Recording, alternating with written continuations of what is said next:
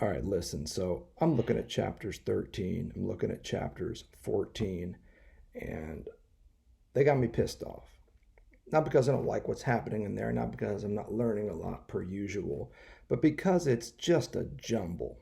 This is one of those times when it would be great if Lacan just slowed down, lined things up, invoked his previous work, showed how what he was doing now is different from that.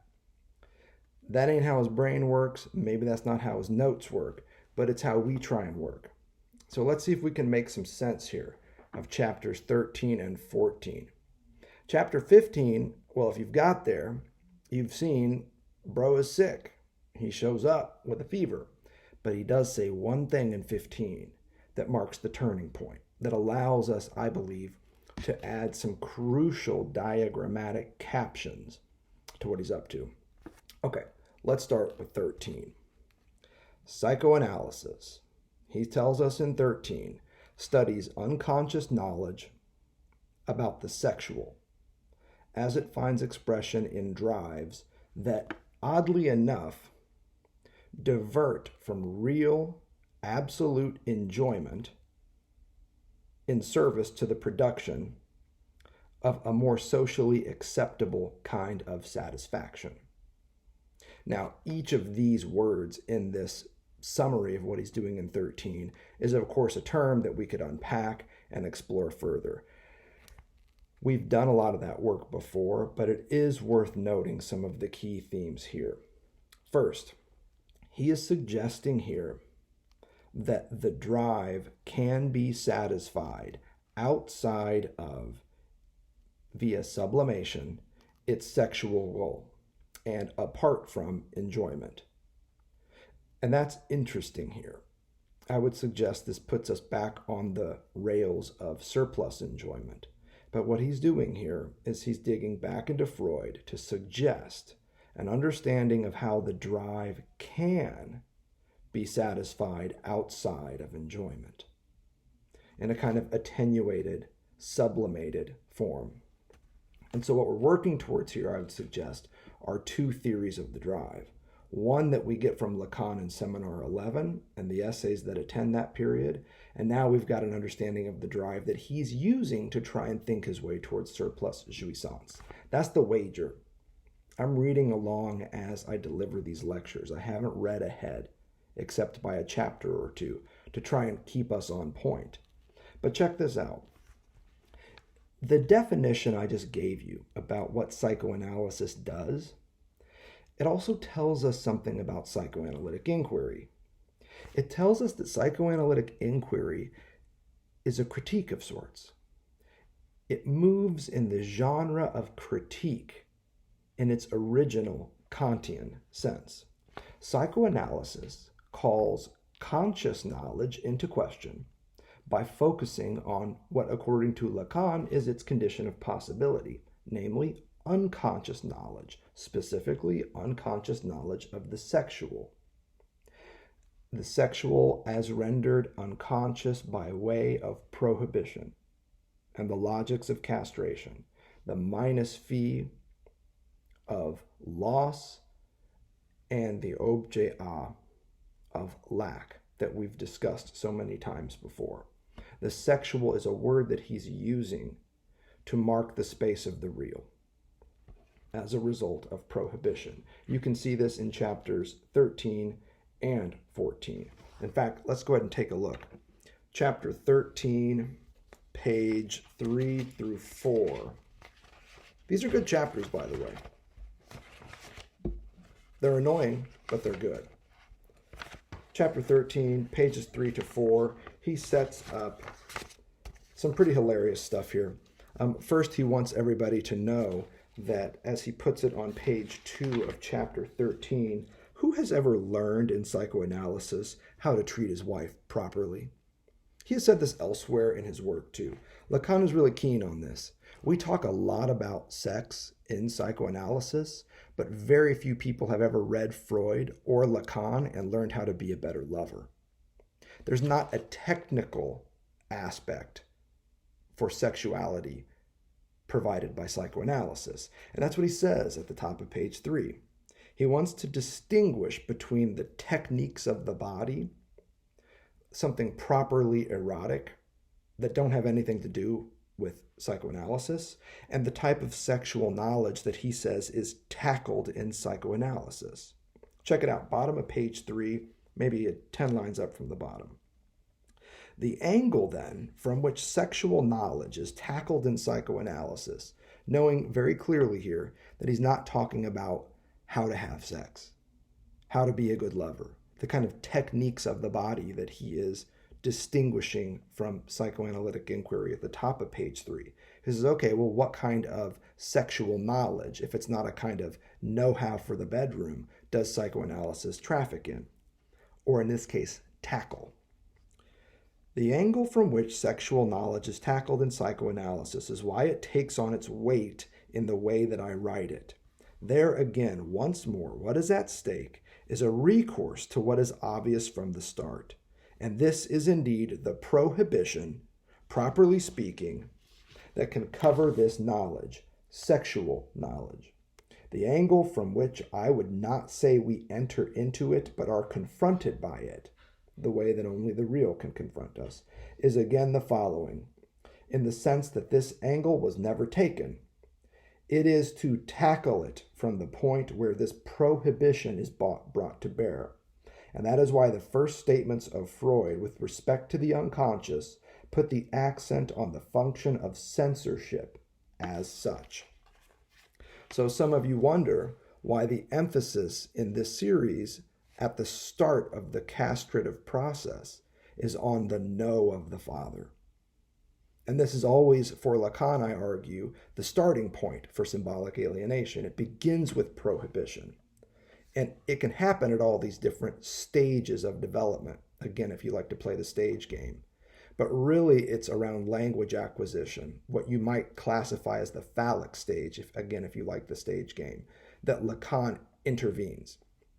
It's at the level of language acquisition, where the first word the child hears and understands, no matter what that word actually was, functioned as a no, the no of the father, a prohibition, thereby inaugurating castration, lack, and the like. We've been over this a million times, so I'm not going to spend too much time with it. I just want to point it out that he's right there with it.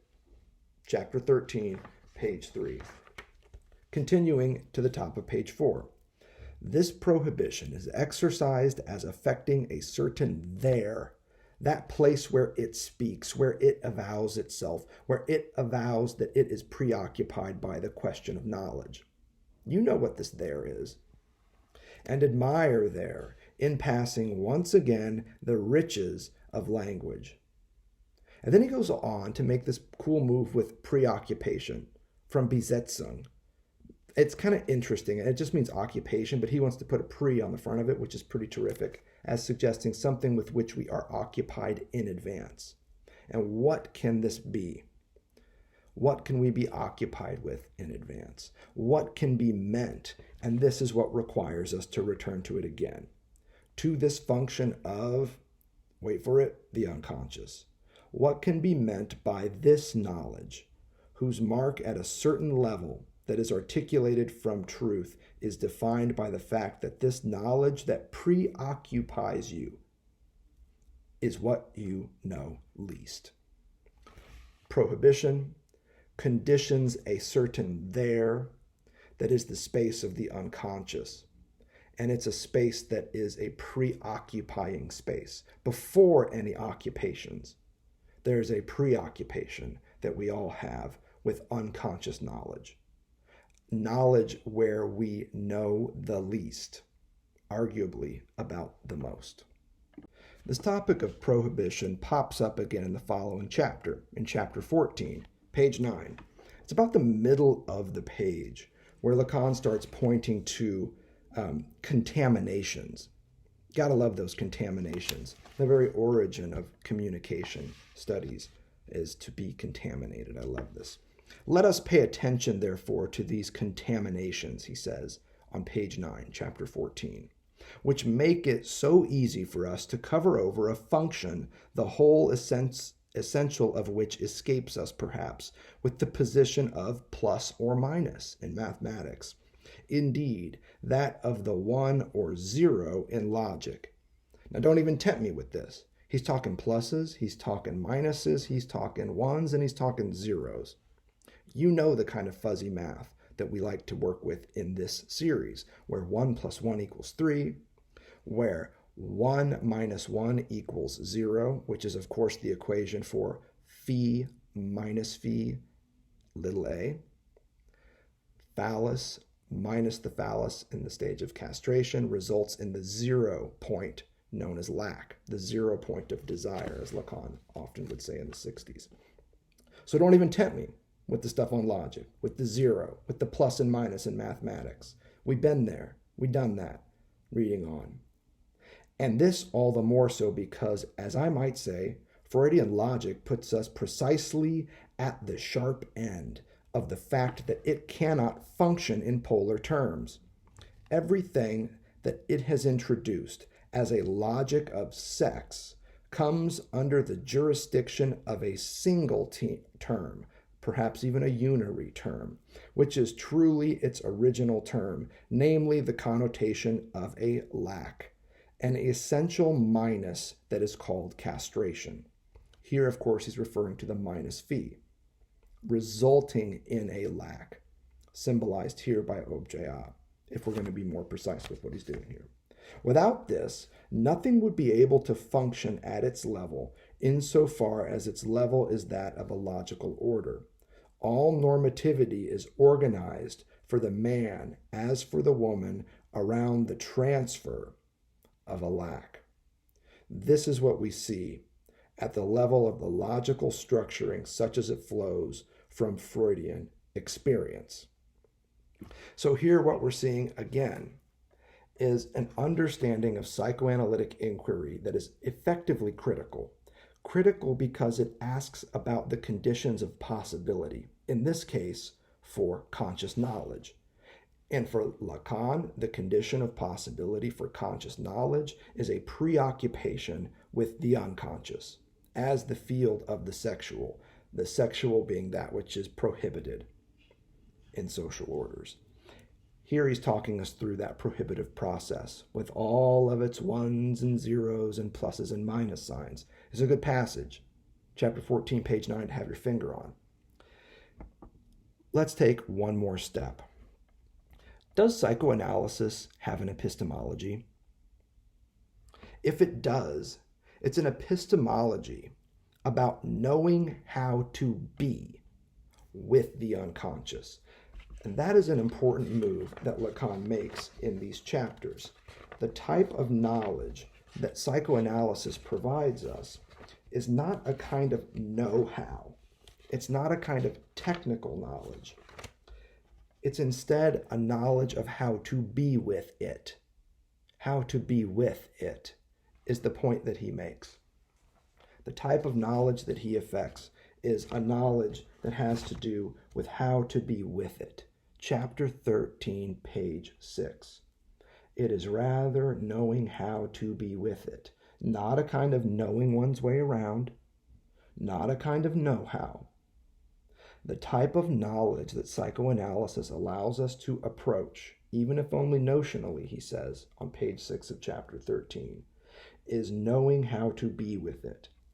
One can be with it without knowing that one is with it, even.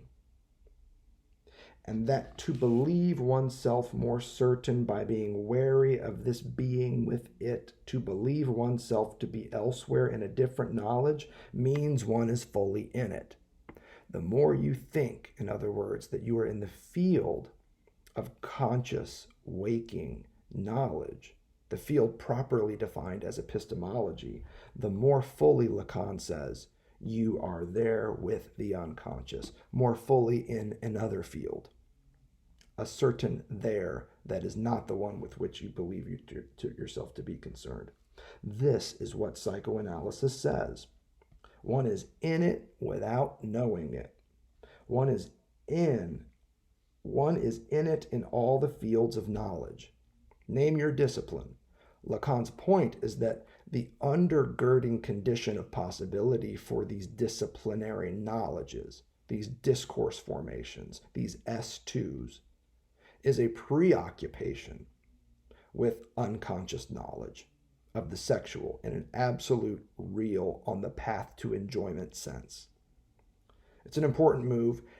It's an important move because, again, it lines up Lacanian psychoanalysis with the greatest invention of Immanuel Kant, which is the genre known as critique, right? Critique of pure reason, critique of practical reason, critique of judgment. And if you've got ears to hear, you know that Kant also ends with a critique of religion. That book came out in a few different forms, but that's where he was headed with this, was towards a critique of religion. Now, I'm not saying that's what Lacan is doing here, but add to the list of critiques. Religion would be one among many discourses that Lacan would put here with this idea that you would have a field of knowledge known as religion. So also with mathematics, zoology, anthropology, fill in your department. And that is why it is from this angle that psychoanalysis is found to be important for putting knowledge in question. This calling of conscious knowledge, qua epistemology, into question is what psychoanalytic inquiry does. And this doing marks it as a line of critique, a kind of critical inquiry. It is nowhere from any truth, and specifically not from any ontology. Wherever one may be, wherever one functions, through the function of knowledge, one is in the horizon of the sexual. And the sexual, of course, is this placeholder in these middle chapters for what Lacan would eventually, before and after this, know as the real. We're going to talk a lot about that as we get into chapters 13, 14, and 15. But for now, we've got this understanding of psychoanalytic inquiry as critical inquiry, because it calls into question all fields of knowledge, all discourses, all S2s, by focusing on the presuppositional structure known as the unconscious. That's what we have so far. It ain't a lot to work with, but it's a solid enough foundation for us to take another step.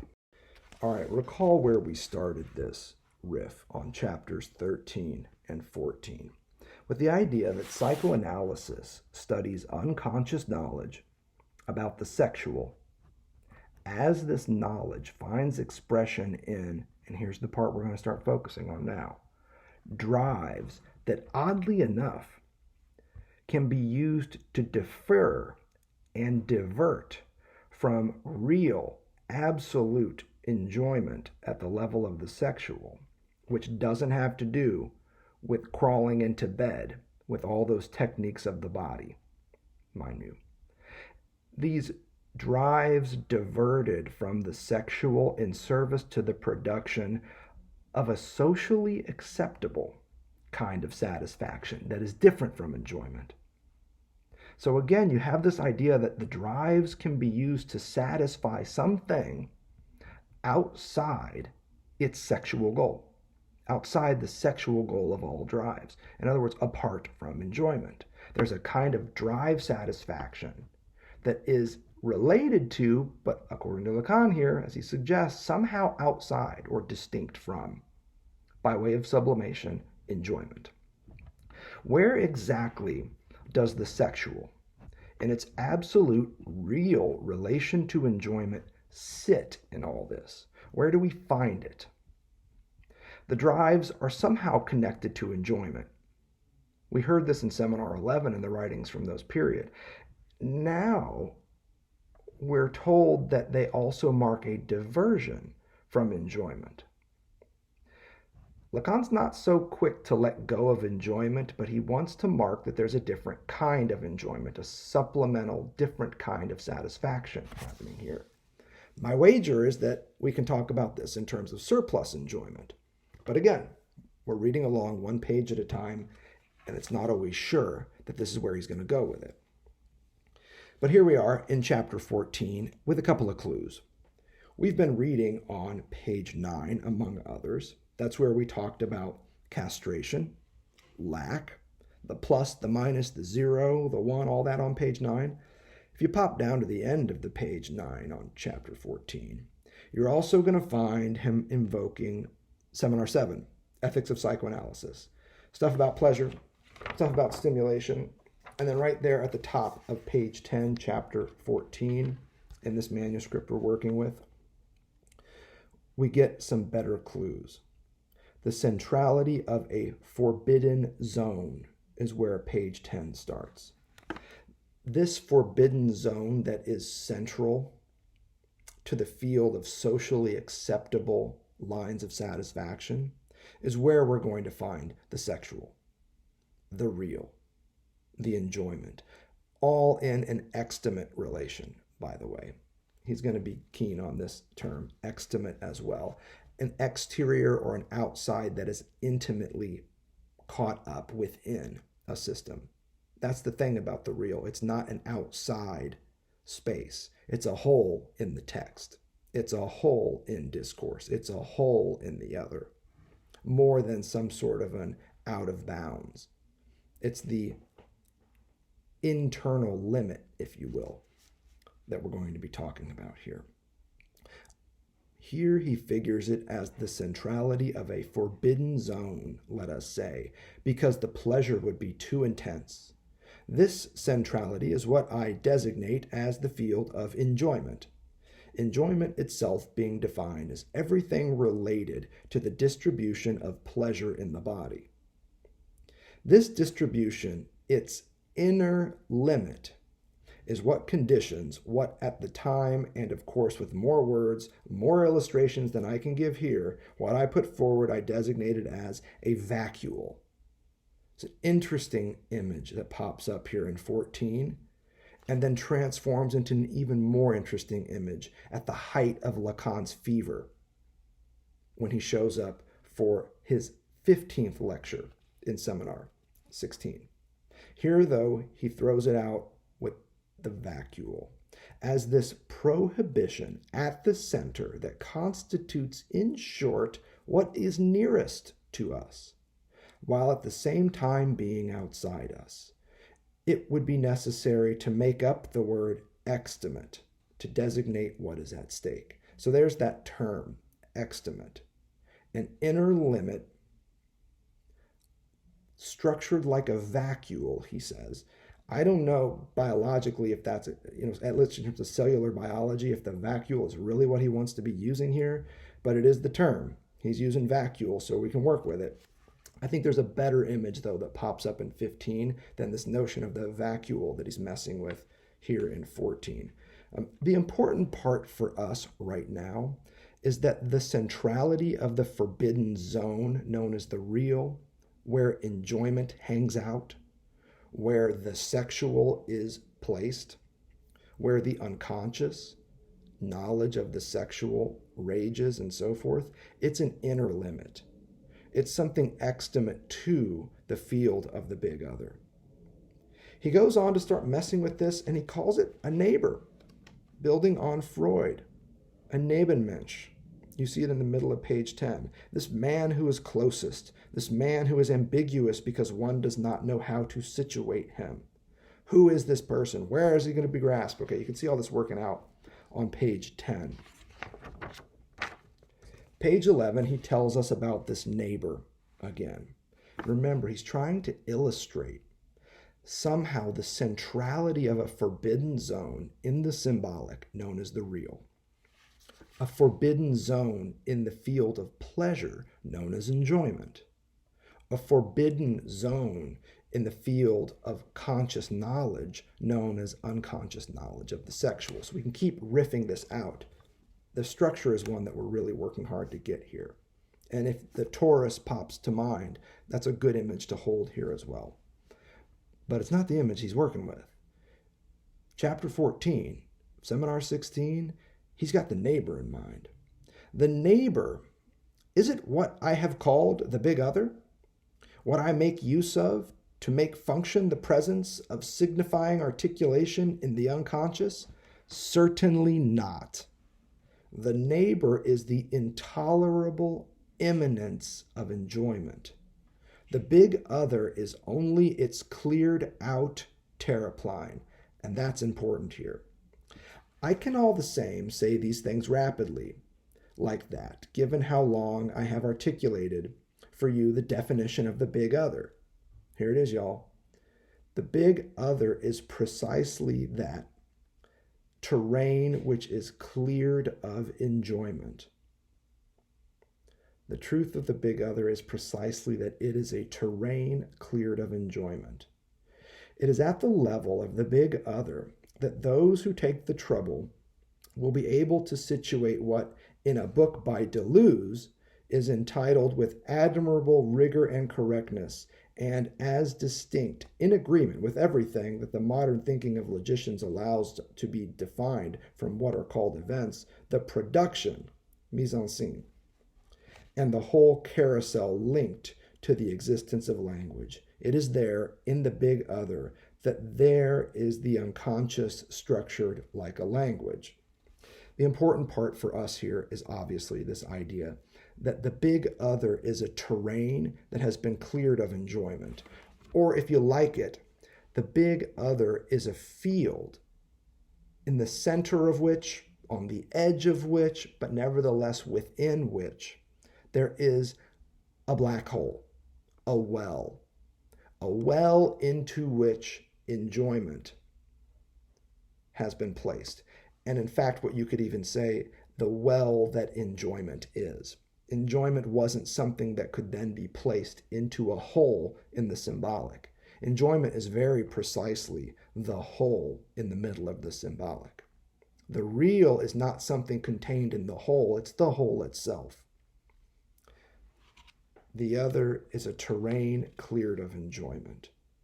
And he thinks somehow Deleuze has got this right too. Well, if you've read chapter 14, you know he's got Deleuze on the brain. There's difference in repetition on page 2.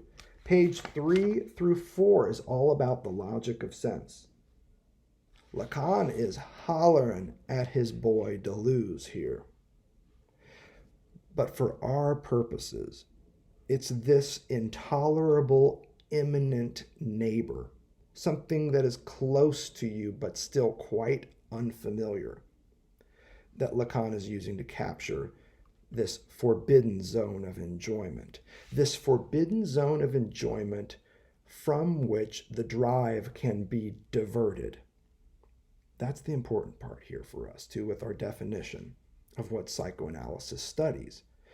Drives can be diverted from their goals. And there's a very real sense in which drives are always drifty in this way. Drives are always deriving from their various horizons. Here what Lacan is saying is that that horizon, that goal of the drives is always sexual, and that's the turning away that you can effect with the drive. It's a turn away from, a recoil even, if you will, away from the forbidden zone of enjoyment and toward a more socially acceptable kind of satisfaction, which we're going to come to here in a minute. Let's take a look at this notion of diversion here. The drives can be diverted from their sexual goal. The word for this diversion that Lacan's queuing up in chapters 13 and 14 of Seminar 16, the word here is sublimation. This is the method. He's doing some interesting things here. The drives, he says, are instruments. A drive is an organon, he said, an apparatus. It's a really interesting thing to think about here. They're the means of producing something, a kind of satisfaction. Satisfying what? We're not entirely sure yet. We got some clues, but the question is, how do they work in this sublimatory way, at the level of sublimation?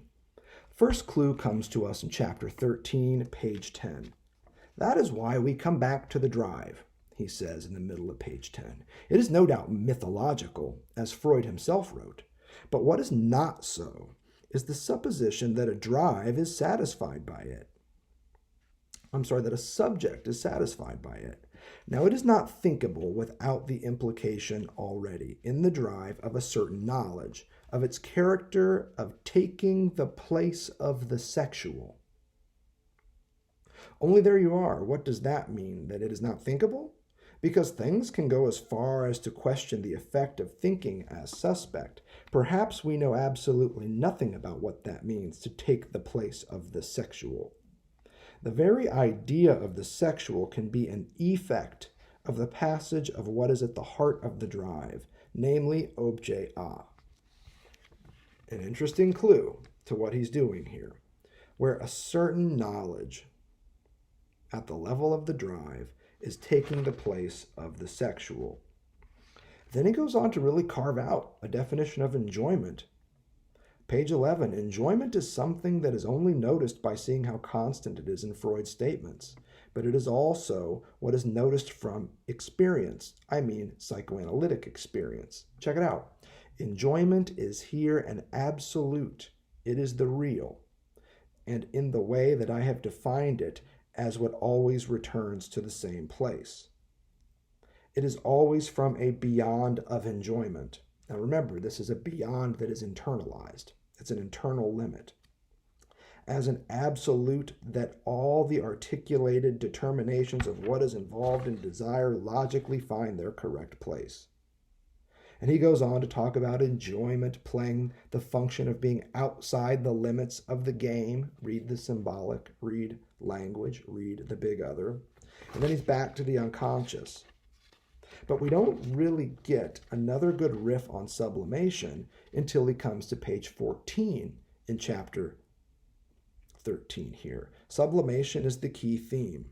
When Freud articulates sublimation, he underlines that if it has a relationship with the object, it is through the intermediary of something that he exploits at the level at which he introduces it and that he calls idealization. But that, in its essence, is mit dem Trieb, with the drive.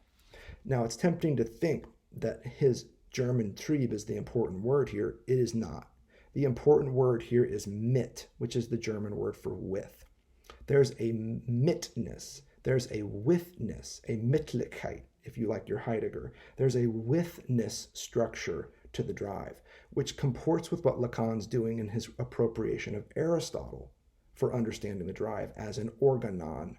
The drive is an apparatus, a tool, an instrument, a means with which you can pursue certain ends, a tool with which you can produce certain types of satisfaction, and so forth. It's this withness, this with structure of the drive that Lacan is really hot on here. Now, if you're a media studies scholar, if you're a media theorist, you can hear this and know exactly what's going on. But if you're a psychoanalyst listening to this, the question is about this mitness, this Mittlichkeit, onward and upward with sublimation. For a few lines down, sublimation is properly speaking, and as such, a mode of satisfaction of the drive. He's not saying it's the mode. Notice that. He's saying that by way of sublimation, you can satisfy the drive in a certain way. It's not the only pursuit that the drive can have, but sublimation is one of them, he says here. The question, again, the question he's putting here is, what is satisfied when the drive is repurposed in a sublimatory field? What is produced, in other words, at the level of satisfaction?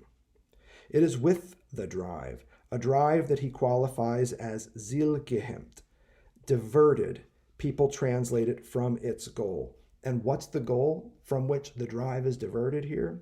We're moving fast and for good purpose here. There's nothing easier than to see the drive being satisfied outside its sexual goal. He says at the bottom of 14. The drive is diverted from its sexual goal when it is appropriated for sublimatory purposes. Now that's kind of a jumble, and you can tell why I'm pissed off, because I would like something a little more clear than that. But again, the lack of clarity that we have here in chapter 13 is also what makes this commentary and the discussions that follow important for understanding what Lacan is up to here. The stuff on sublimation doesn't go away. In fact, it comes up again and again in these middle chapters. Chapters 13, it pops again here in chapter 14, on page 14.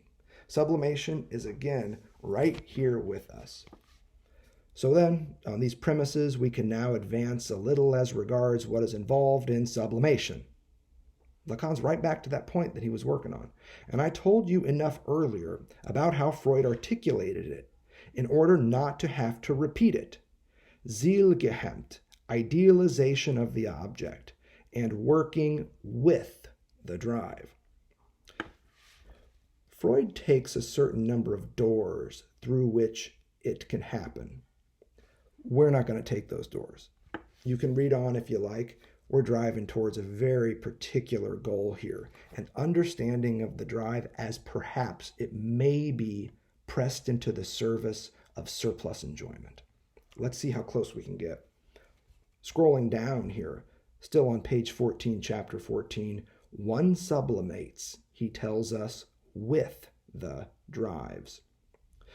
On the other hand, what do we know? Where do these drives come from? From the horizon of sexuality. Not in the slightest way clarified up to the present because of the fact that they involve a sexual satisfaction. But what we are told is that their enjoyment is linked to sexuality. So the enjoyment afforded by the drive is linked to sexuality. Okay? It is not a bad thing at this level that we first began by positing that we know nothing about sexuality. And you can hear this in two ways. You can hear this as we started by saying you're never going to learn how to hold your lady or your man by reading Freud books. But you can also hear this as saying that the field of the sexual is properly the field of the unconscious, where we know the most, but in an unconscious way. In other words, where we know nothing. On the contrary, what we have articulated and what I have articulated is that in the drive there intervenes what is called in topology an edge structure. That is the only way of explaining some of its traits. Namely, that what functions is essentially something always roughly characterized by orifices, and where there is found the edge structure. Now, this is interesting here. The drive is a medium or an instrument, a means of diversion from the sexual goal that itself is intruded upon. In other words, in the drive, something itself intervenes. The drive is a medium and thus an intervention, a go-between, if you will. But even at the operation of the drive, something else jumps in there, something else intervenes. And whatever it is, it has an edge structure in the mathematical sense, that of an orifice. Now, if you know what an edge structure is in math, press fast forward. But for the rest of us, think of it this way. A bunch of dots in a graph, and then connect the dots. The connected dots that would form a network, like a social network, the connected dots that would form a shape, those are edge structures, a series of nodes connected by lines. That's what he means here when he says, in the drive there intervenes what is called in topology an edge structure.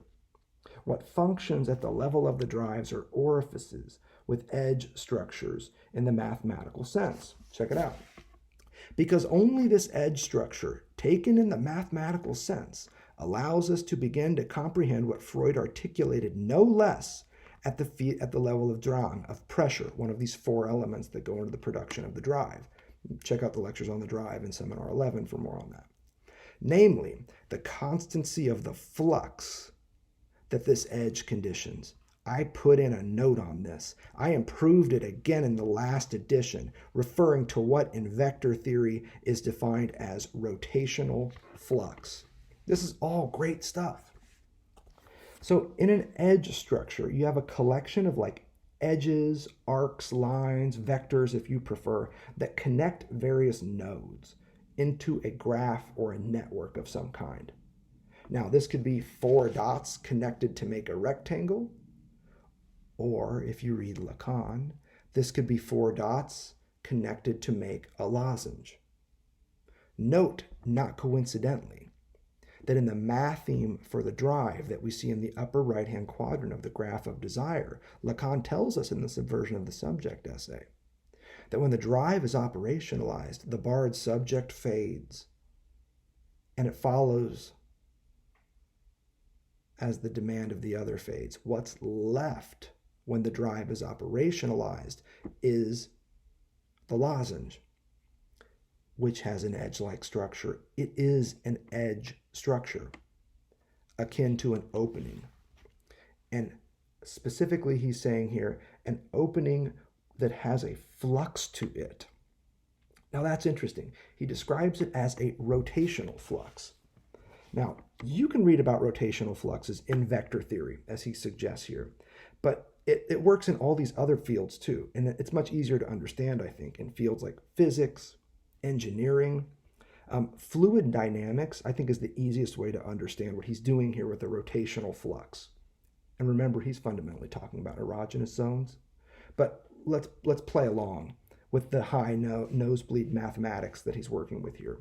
In fluid dynamics, a rotational flux marks the vorticity of a fluid, yielding eddies and other kinds of like turbulent flows. So think about the way water goes down a drain in a bathtub or a shower, the way that tornadoes and other cyclone phenomena look. You have a rotational flux that suggests the kind of like vorticity, a vortex of sorts formed by fluids circulating around. And that's his point about the orifice here, about the edge structure that intervenes in the drive. He's talking about a limited number of mouths on the human body, the openings or the erogenous zones that are conditioned by the prohibitive logics that facilitate the drive ultimately down the road. Now, we're going fast with this, and it assumes that you've got some understanding of all of this other stuff about prohibitive logics, how the drive is conditioned by these prohibitions that result in the removal of certain objects, and all of this basic drive theory. Again, you can go back, watch the lectures on the drive, and catch up with this stuff. Here, the important part is how these orifices move. In the lectures on the drive, you heard me say that the characteristic feature of these erogenous zones, these sources of the drive, is that they all have opening structures that can be closed to varying degrees. So the invocatory drive is connected to the ear. This is an opening in the human form that is almost always open. At the other end of your body, you've got the anal drive connected to your lower O-ring, known as the anus, which, if you're lucky, is almost always closed. Your ears are always open, but your anus is almost always closed. And when it opens up, it's plugged until it's not, at which point it closes up again. But that opening, closing structure is what we see operating at the level of an erogenous zone to which a drive is connected. The mouth, for instance. Lacan's very careful to say in his earlier work that when I activate an oral drive, it doesn't just mean I'm shoving food in my face.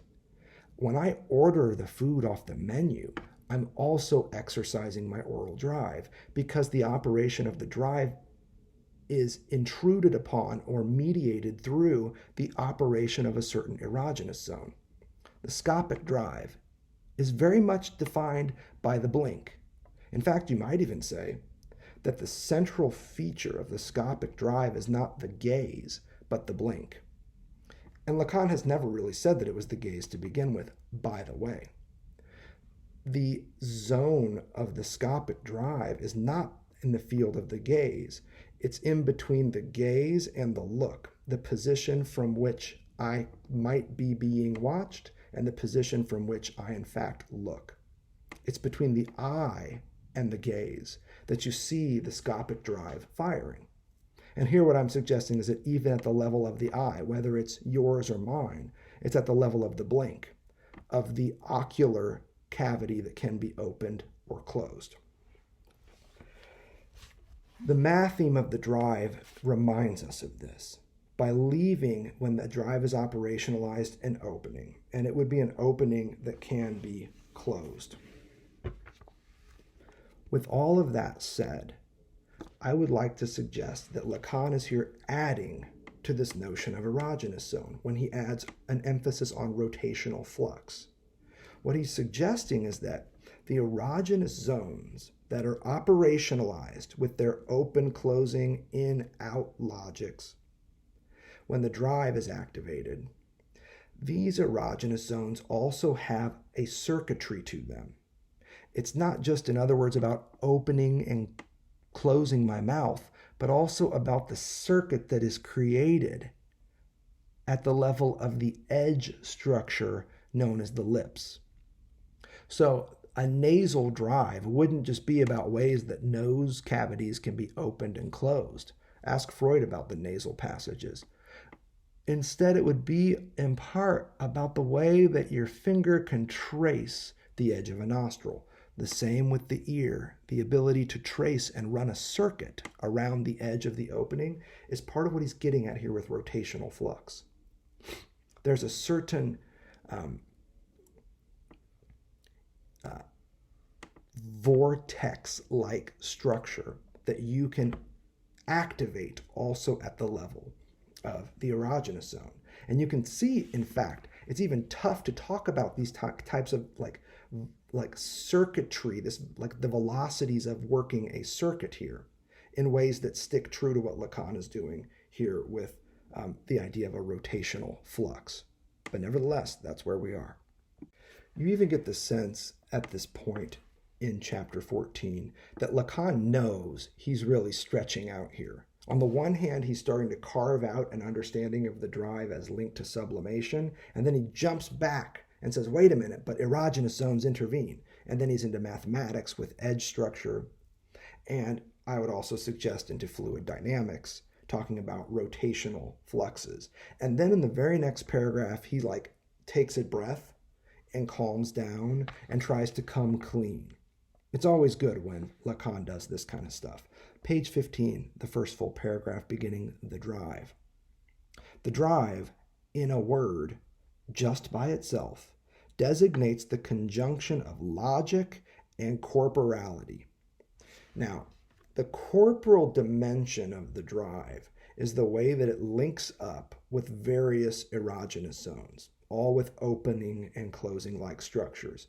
Your hands can also, there could be a manual drive. Hands can be opened, hands can be closed. Your pores, you can go on and on about this stuff, as some scholars have. The corporal aspect of the drive is very clear. The logic of the drive is this new part. The circuitry of the drive, the rotational flux that the drive effects at the level of the orifice, that's interesting. That's something new. And yet at the same time, when you look at the diagram of the drive with the source and this bell-like arrow that comes out and then returns, you start to get a sense of the logic of the drive, how the drive moves. There's a movement to the drive.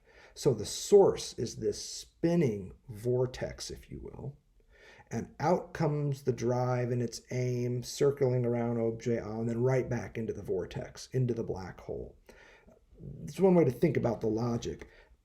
I would like to suggest here, though, in 16, we're going to get a new way to think about it, too. The enigma is rather the following, he says. As edge enjoyment, how was it able to be called to the equivalence of sexual enjoyment? Great question here. The enigma of the drive as edge enjoyment, as an enjoyment of tracing around one's erogenous zones, if you will. How was this able to be called the equivalence of sexual enjoyment? If you have all the same a little imagination, I mean the possibility of linking up what you cogitate somewhere in your convolutions with your experience that is certainly, obviously accessory and always between two doors, you might all the same say at the level of sexual enjoyment. It is rather a matter of tumescence, in other words, swollenness, especially of one's genitals, paving the way for sex, for example, and then of orgasm. What does that have to do with the functions of the edge? These are Lacan's questions here in chapter 14. If there were not the configuration of a vacuole of the whole proper to enjoyment, to this something intolerable, remember, the intolerable neighbor, for what is essentially regulated as a tempered tension, you would see nothing in the sexual that is analogous to what I am calling in the drive and edge structure. So everything around Lacan's theory of the drive's erogenous zone as an edge structure, he says, depends upon the configuration of the vacuole, which he here defines as the whole proper to enjoyment, to something that is intolerable in the fields that surround those holes. For what is essentially regulated as a tempered tension, you would see nothing in the sexual that is analogous to what I'm calling the drive with an edge-like structure. And then he goes on to talk, among other topics, about the vaginal wall. We don't need to get too far into that. The important move that he's making on the next page is to shift from the vaginal wall and the theme of feminine enjoyment to a topology of something that here resembles the thing, das Ding, the capital T thing. And now you can recall that he also jumped in early on and said, let's get back to Seminar 7 on the ethics of psychoanalysis, which, as you know, is where das Ding pops and then thereafter goes away. The thing, for its part, is undoubtedly not sexed, he says at the top of 16. This is probably what allows us to make love with her, without having the slightest idea of what the woman is as a sexed thing. Not coincidentally, he then moves to courtly love, much as he did in Seminar 7. And then he's back to the topic of art, which we saw a bit of in Seminar 11. Art for him is a touchstone for a certain type of enjoyment. Now, what we have to remember here is that all of this is going to have something to do with the forbidden zone of enjoyment, which he likens to a vacuole or a hole in the field of the big other. And then this idea that a drive can be diverted from this into other pursuits, toward other objects, toward other goals that are not exactly sexual. And that's the real question here. Not just where is a diverted sublimatory drive headed, but what does it recoil from? The sexual enjoyment, this whole of enjoyment, this forbidden central extimate space in the field of the big other, call it what you will. That's what the drive, when pressed into sublimatory purposes, diverts from, recoils from. It's at the level of the work of art that we start getting a sense of where it heads instead, in this diverted sublimatory way. There are great clues to this that we absolutely have to pursue. Let's pursue these clues as closely as we can. What the drives are sometimes made to satisfy, apart from enjoyment, by way of a diversion from enjoyment, I would suggest is our lust for social esteem. Esteem as determined by what Lacan here calls our purses. And that's why the work of art is popping up here, is that there's a kind of diversion that the drive can take, mediated through capital, that puts us into contact with things we can purchase in order to produce a different kind of satisfaction, a sublimated kind of satisfaction. Notice how this comes up toward the end of chapter 14, here in Seminar 16. After his bit on the woman, after his bit on courtly love, he shifts to the work of art. Another aspect, the relationship of sublimation to what is called the work of art. It's a familiar topic, but it's one that here he gives a very strict emphasis to. When Freud tells us that sublimation gives the satisfaction of the drive, and this in a production regarding which the characteristic of esteem that society gives, it is quite unexplained.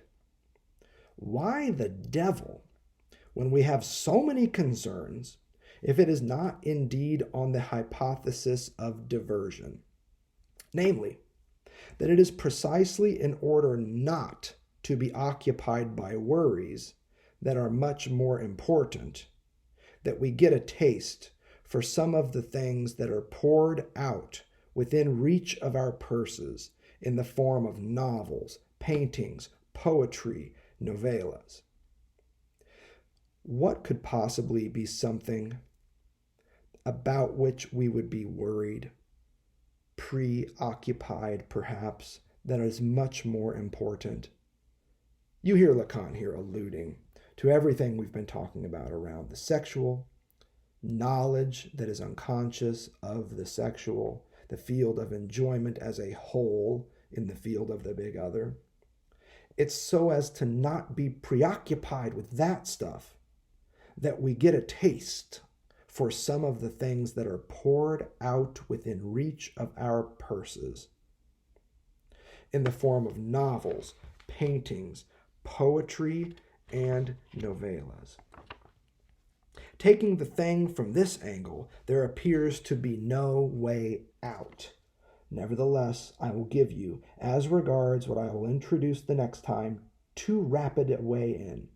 The relationship of sublimation to enjoyment, since this is what is in question, insofar as it is sexual enjoyment, can only be explained by literally what I will call the anatomy of the vacuole. All right, so he sees that as a way out. But let's just slow down a second and take him at his word with this capitalist diversion, where our purses intervene and we get a little taste of something, perhaps even a little taste of something we'd rather not talk about, by developing a taste for certain things like works of art, novels, paintings, poetry, and novellas. This comes up again in the next couple of chapters, blasting forward just for a second to a passage in Seminar 16, which is going to get some attention from us later, but just by way of a hinge into the next conversation. Page 16, page 2.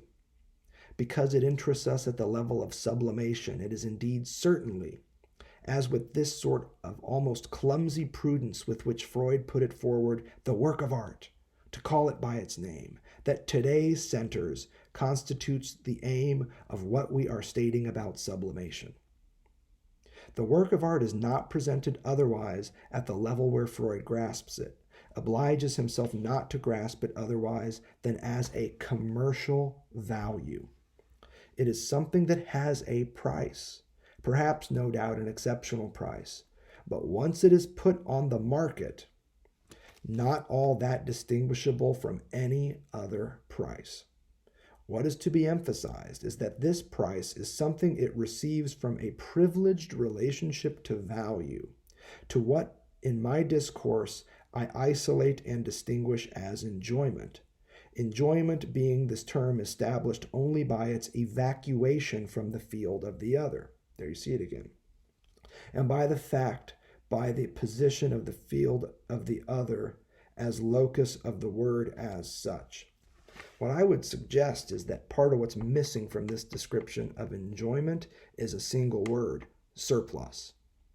The type of enjoyment afforded by the purchasing and consumption of goods of exceptional price, of commercial value, on a market, and so on and so forth. This is surplus enjoyment. It's not the only kind of enjoyment afforded to the drive, but it is the kind of enjoyment that I would suggest allows us to talk about effectively two different types of drive satisfaction. What we have here between, I would suggest, early 60s and late 60s Lacan, perhaps Seminar 11 and Seminar 16, are two conceptions of the drive. One desublimating and in service to real enjoyment. Think back to the work we did with Seminar 11 and our series on the drive. And another understanding of the drive that he's working with here in 16, that is sublimatory, that works by way of sublimation, and that is in service not to real enjoyment, but to what I would call surplus enjoyment. The real question here is there a way for us to link all of this to the image that Lacan keeps bringing up, that of a vacuole? I would suggest that it's possible, but we could make a bit more headway if we take a different image. From the same seminar that Lacan's working with here.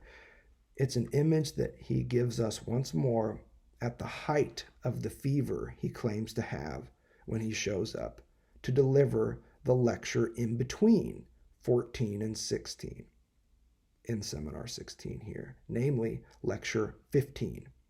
It's in Chapter 15 of Seminar 16.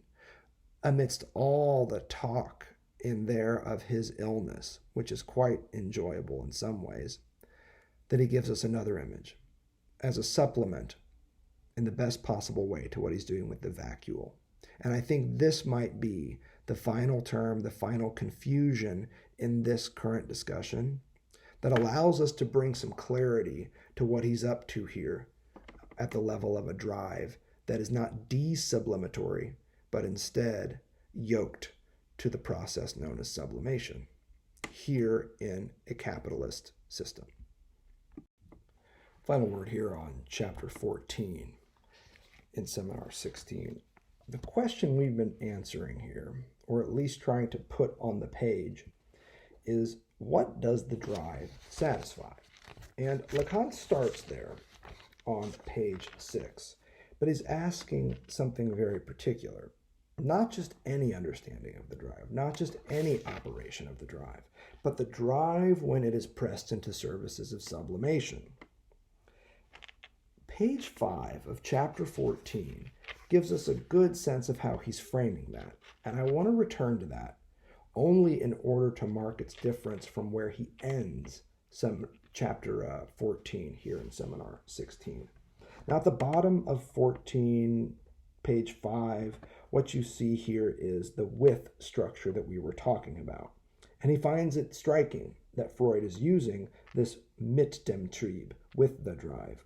This term with, that it is striking to rediscover here from Freud's pen, at least for those who have heard me in the past hammering out this with on several occasions. And particularly in taking up the formula of Aristotle, it must be said that the soul not be said that the soul thinks, but that the man thinks with his soul. Something is satisfied with the drive. This with structure is important.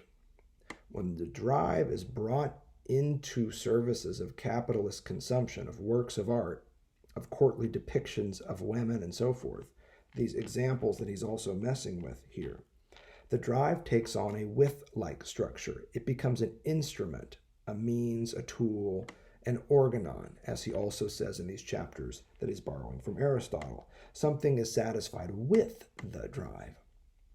Now, knowing that, he also adds, and yet there's something that intrudes upon the drive, that intervenes in the drive's operation, namely the erogenous zone. Now, we're going to talk about how to separate these out. On the one hand, you've got a drive that is ricocheting off of the central forbidden zone in the symbolic and the big other, where enjoyment, the real, and the sexual hangs out. And then you've got a notion of the drive that circles and occupies this center zone that is forbidden, this horrendously imminent neighbor. Here, what we see is something satisfied with the drive when pressed into services of sublimation. What is this?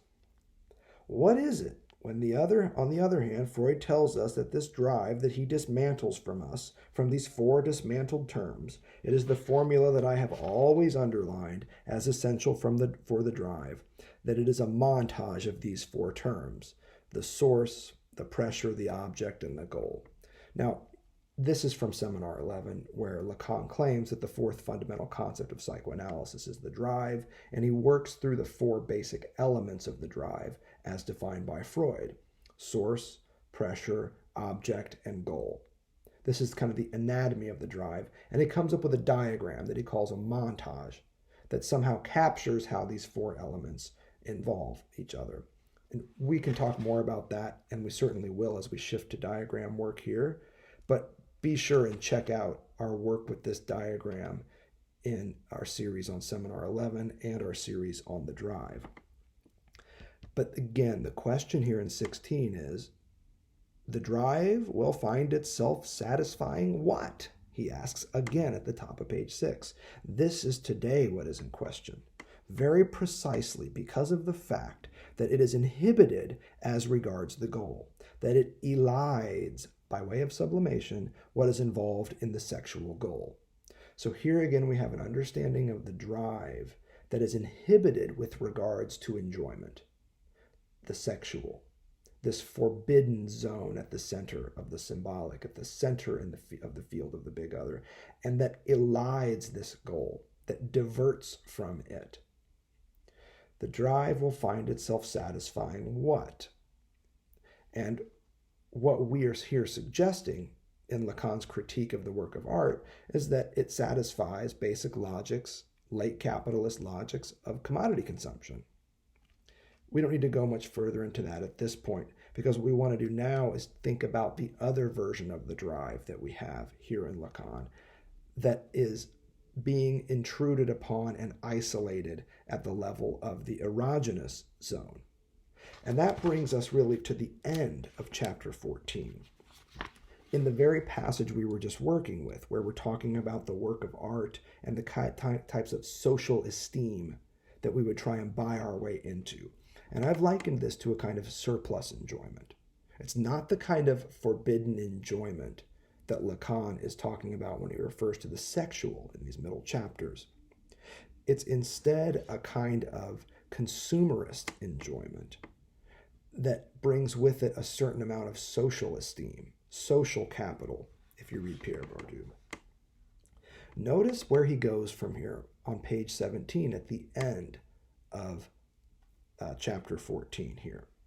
The relationship of sublimation to enjoyment, since this is what is in question, insofar as it is sexual enjoyment, can only be explained by literally what I will call the anatomy of the vacuole.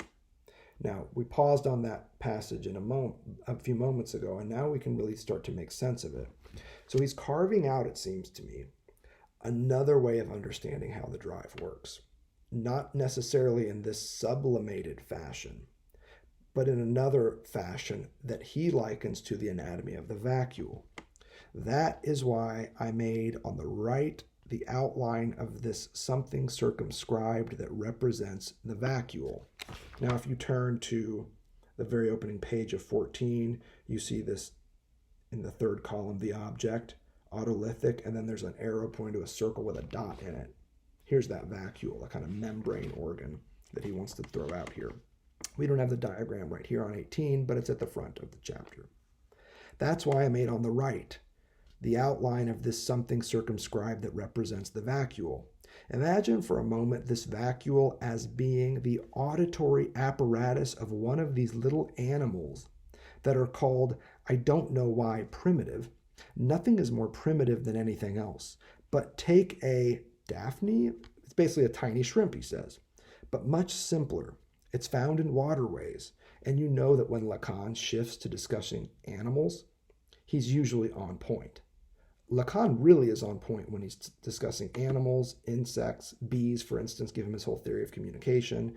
Here he's on to shrimp, and he wants to talk a little bit about shrimp in order to get at this notion of the vacuole. This little shrimp, in something or other that one can say serves as an auditory organ, but at the same time as a vestibule, namely equilibrating,